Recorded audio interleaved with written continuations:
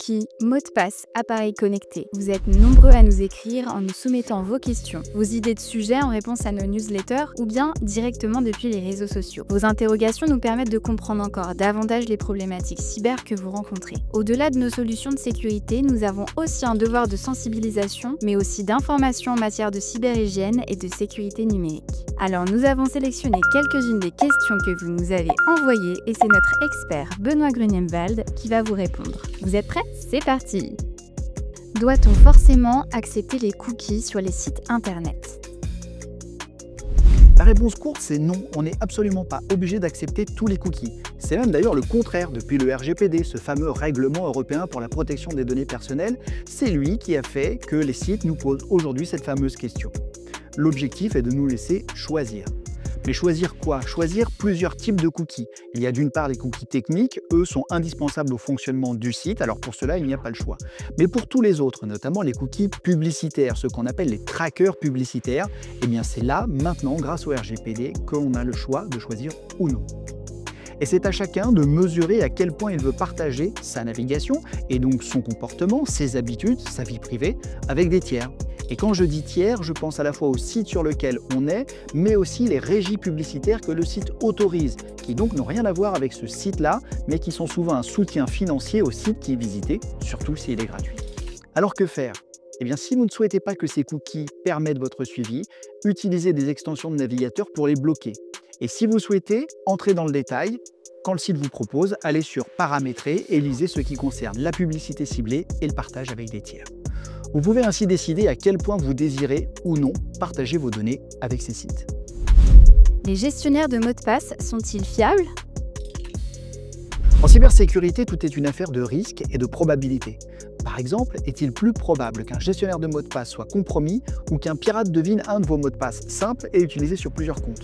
Bien, moi, je pense pour la seconde situation. Et même si tous les mots de passe n'ont pas la même importance, ils ont tous besoin d'un bon niveau de sécurité. Et en particulier, soyez attentifs à celui de votre adresse email principale, de votre gestionnaire de mots de passe et de votre ordinateur. Car si un pirate arrive à se connecter notamment à votre messagerie, eh bien il pourra réinitialiser tous les autres mots de passe. En effet, avec un simple clic sur « J'ai oublié mon mot de passe » sur n'importe quel site, il pourra recevoir un lien pour rentrer à votre place un nouveau mot de passe. Il faut des mots de passe complexes, donc quasiment impossibles à retenir. Pour plus de simplicité, utilisez des phrases de passe et non pas des mots de passe pour votre adresse email, votre gestionnaire de mots de passe et pour tous les comptes que vous utilisez souvent. Ensuite, c'est là que ça devient encore plus simple. C'est le gestionnaire de mots de passe qui va se charger de tout. Il va créer et remplir les identifiants, email, mot de passe, à votre place. Mais comment choisir un gestionnaire de mots de passe? Eh bien, il n'y a pas de réponse universelle. Alors parcourez les comparatifs, lisez les avis des utilisateurs et choisissez le gestionnaire de mots de passe qui vous convient.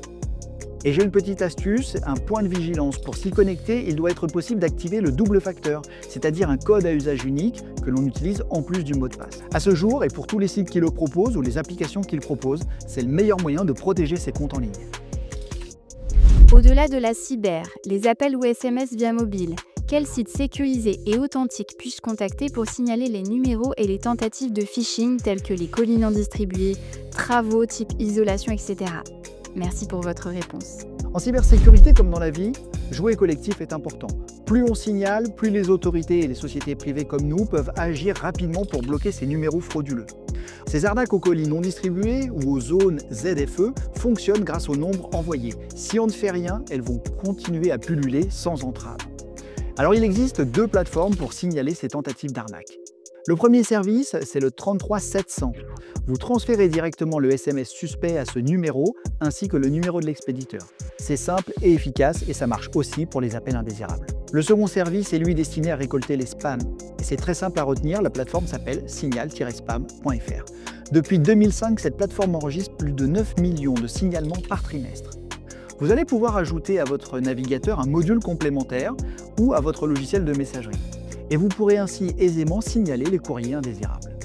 Et j'ai une troisième plateforme pour vous, ça s'appelle internet-signalement.gouv.fr. Alors celui-ci est plus adapté pour les sites web et les contenus qui sont illicites. Votre signalement est traité par un service de police spécialisé. Il y a un formulaire qui est très complet et qui vous guidera dans votre démarche et vous pourrez également trouver sur ce site de nombreux conseils. Je vous recommande de signaler systématiquement, même si vous n'êtes pas tombé dans le piège. Ainsi, vous allez protéger les autres, par exemple votre grand-mère ou un voisin qui, eux, pourraient se faire avoir. Dernier conseil, si vous devez porter plainte ou que vous êtes victime, rendez-vous sur le 17 Cyber. C'est un service d'accompagnement de victimes aux cybermalveillances. C'est un service récent, mais très évolué.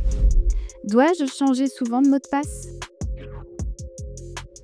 Non, vous ne devez pas changer vos mots de passe souvent. Cette recommandation est aujourd'hui considérée obsolète, voire même contre-productive. En effet, retenir un mot de passe différent et complexe tous les 3 mois est impossible, en tout cas pour moi. Mais apparemment, je ne suis pas le seul, car les études montrent que nous avons tendance à choisir des mots de passe qui sont soit similaires, soit des variations des mots de passe précédents. Le pire étant quand même de le noter sur des bouts de papier que l'on colle autour de notre écran ou de l'écrire directement dans un fichier texte sur notre ordinateur. Ça, c'est tout à fait contre-productif. Il y a tout de même 3 situations dans lesquelles vous devez changer votre mot de passe. Première situation, le site a été piraté et vos données sont compromises. Deuxième situation, vous soupçonnez que quelqu'un connaît votre mot de passe. Et troisième situation, vous quittez une entreprise et vous aviez des comptes partagés, donc on connaît vos mots de passe. Le reste du temps, concentrez-vous sur l'essentiel. Créez des phrases de passe robustes, c'est-à-dire non pas des mots de passe, mais des phrases. Utilisez un gestionnaire de mots de passe et surtout, activez l'authentification à 2 facteurs partout où c'est possible. Donc la question qui se pose, quand dois-je changer mon mot de passe? Eh bien, il faut surveiller les notifications de piratage sur des services comme Have Been Found ou bien compter sur le fait que l'application ou le site qui a été piraté puisse vous avertir de sa fuite de données. Et si comme moi, vous n'avez pas le temps de le faire, eh bien confiez cette surveillance à votre gestionnaire de mots de passe, celui-ci vous alertera si les données ont fuité. Comment sécuriser mes paiements par téléphone mobile? Sur notre mobile, on peut acheter de plusieurs façons. Parfois c'est transparent, c'est directement dans les applications, parfois on passe par un site marchand, voire des fois on est renvoyé sur une plateforme de paiement. Au-delà de la sécurité des applications en elles-mêmes, la sécurité des transactions mobiles repose sur plusieurs principes de protection. Je vous propose 3 principes à considérer pour une protection minimale. Tout d'abord, l'environnement de connexion, il constitue le premier facteur de risque. Ainsi, il vaut mieux éviter les réseaux Wi-Fi publics et les VPN qui ont une source douteuse. Privilégiez les données mobiles, bien moins sujettes au risque d'écoute et ou d'interception. Les données mobiles sont préférables aux connexions Wi-Fi dans les hôtels, aéroports ou tout autre lieu public. Deuxième point, le soin apporté à votre smartphone constitue le deuxième pilier de cette sécurité. Les mises à jour logicielles doivent être activées automatiquement et installées, et il faut appliquer les correctifs des failles de sécurité. Ne négligez pas non plus la sécurité du téléphone en lui-même. Vous devez ainsi vous protéger des regards indiscrets lors de la saisie de vos codes confidentiels et configurer un déverrouillage robuste, c'est-à-dire un code à 6 ou mieux encore 8 chiffres. Si possible, activez l'authentification biométrique, vous aurez ainsi beaucoup plus de sécurité tout en ayant plus de simplicité. Il est également recommandé de procéder à un nettoyage régulier en supprimant les applications gratuites inutiles. Elles peuvent s'avérer malveillantes et compromettre la sécurité de votre appareil. N'oubliez pas que votre smartphone est un ordinateur. On doit donc y installer une suite de sécurité. C'est le nouveau nom pour un antivirus, mais ça fait vraiment beaucoup plus que cela. Troisième conseil, utilisez un navigateur récent, donc mis à jour, et performant. Il est indispensable pour bénéficier des dernières protections contre l'hameçonnage et les sites frauduleux. Et d'ailleurs, votre suite de sécurité devrait vous proposer cette option. Et pour conclure, considérez votre smartphone comme un ordinateur, c'est ce qu'il est, sauf qu'il contient en plus beaucoup de données privées et sensibles. Alors continuez d'en prendre soin. Pensez-vous développer une solution de sécurité pour les montres connectées? Serait-ce utile? Il y a effectivement de plus en plus d'objets connectés. Ça veut dire plus de risques, plus de failles et d'opportunités pour les cybercriminels. Mais les objets connectés ne peuvent pas tous recevoir des solutions de sécurité. Nous faisons face à 2 impératifs quand il s'agit de protéger ces petits objets. D'une part, il ne faut pas vider la batterie et d'autre part, il ne faut pas dégrader les performances. En l'occurrence, sur les montres connectées, la marge de manœuvre est très faible. Et c'est d'ailleurs le cas pour beaucoup d'objets connectés. Et c'est pourquoi nous préférons surveiller les objets de près, mais sans obligatoirement installer une application dessus. Dans le cas d'une montre, celle-ci est connectée à votre smartphone, nous surveillons les activités et les comportements de la montre depuis le smartphone. C'est à la fois efficace et surtout moins gourmand en ressources pour une montre qui ne pourrait pas encaisser la présence d'un antivirus. Et il en est d'ailleurs de même pour de très nombreux objets connectés, les caméras de surveillance, les thermostats, les enceintes connectées, les ampoules, les prises connectées, les volets roulants, notre télévision ou notre voiture. Alors quels sont mes conseils? Eh bien déjà, identifiez vos objets connectés, changez systématiquement les mots de passe par défaut et isolez-les si possible du réseau Wi-Fi qui est celui de votre maison. Généralement, on peut le faire dans sa box. C'est comme si vous allez leur créer un réseau invité, voire même si besoin, ce réseau peut ne pas avoir accès à Internet. Et surtout, sécurisez votre ordinateur, votre smartphone, avec une suite, pas juste un antivirus, une suite évoluée. Car à la différence d'un simple antivirus, celle-ci va scanner votre environnement à la recherche de ces fameux objets connectés et repérer si nécessaire des activités suspectes. Merci Benoît pour tous ces conseils utiles.